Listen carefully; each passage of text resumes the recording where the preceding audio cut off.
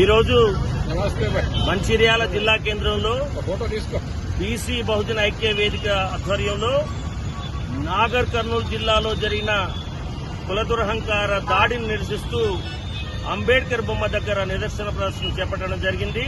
నాగర్ కర్నూలు జిల్లాలో మల్లన్న జాతర జరుగుతున్న వేళ దేవుడి దర్శనానికి ఒక రజక కుటుంబం వెళితే అక్కడున్నటువంటి ఆధిపత్య కుల దురహంకారులు డబ్బులు ఇవ్వాలనే నెపంతో ఆ కుటుంబంపై దాడి చేసి దారుణంగా ఆ కుటుంబ పెద్దను ఆ తల్లిని కొట్టే క్రమంలో ఆ తల్లి చేతుల్లో ఉన్న పసిపాపను సైతం వాళ్ళు పొట్టన పెట్టుకున్నారు.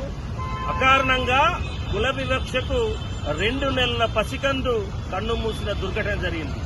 దురదృష్టం ఏంటంటే అధికార యంత్రాంగం ఇప్పటికి కూడా ఈ దేశవ్యాప్తంగా కుల దురహంకారం మీద ఎలాంటి అలసత్వం ఉందో అదే రీతిని వ్యవహరిస్తున్నారు. లేదు పసిపిల్ల ఒంటి మీద గాయాలేమీ లేవు, ఎఫ్ఐఆర్ ఇంకా మేము దాఖలు పరచలేదని చెప్తున్నారు. ఇది ఏమాత్రం ప్రజాస్వామ్యం హర్షించే అంశం కాదు. దీన్ని దేశవ్యాప్తంగా ఉన్నటువంటి బీసీ బహుజన ఉద్యమకారులందరూ నిరసిస్తున్నారు.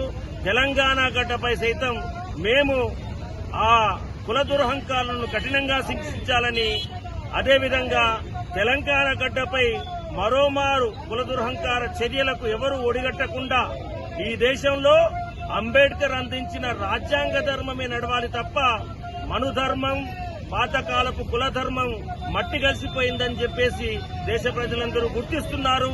ఆ కుల దురహంకారులు కూడా గుర్తిస్తేనే ఇక ఈ దేశం ముందుకు పోతుంది. కులం కారణంగా దేశం అనేక విధాలుగా నష్టపోయింది.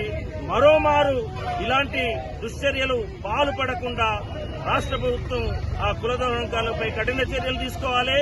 అదేవిధంగా విద్యార్థులపై కుల వివక్షను అంటగట్టే రీతిలో యూజీసీ నిబంధనలు తీసుకొస్తే వాటిని సైతం అగ్రవర్ణ దురహంకారులు అడ్డుకుంటున్నారు. కేంద్ర ప్రభుత్వం కూడా యూజీసీ నిబంధనల్ని తక్షణం అమలు చేసి విద్యాలయాల్లో కుల వివక్షను రద్దు చేసే దిశలో ముందుకు పోవాలని, అంబేద్కర్ అందించిన రాజ్యాంగాన్ని సక్రమంగా అమలు చేస్తేనే గద్దె మీద కూర్చుండే అర్హత వారికి ఉంటుంది. కుల దురహంకారులను ప్రోత్సహించే రీతిలో వాళ్ళు ప్రవర్తిస్తే తప్పకుండా ప్రజాగ్రహానికి గురికాక తప్పదని చెప్పేసి మేము బీసీ ఐక్య వేదిక తరఫున హెచ్చరిస్తున్నాము. బీసీ బహుజన ఐక్యత వర్ధిల్లాలి, తీసుకోవాలి.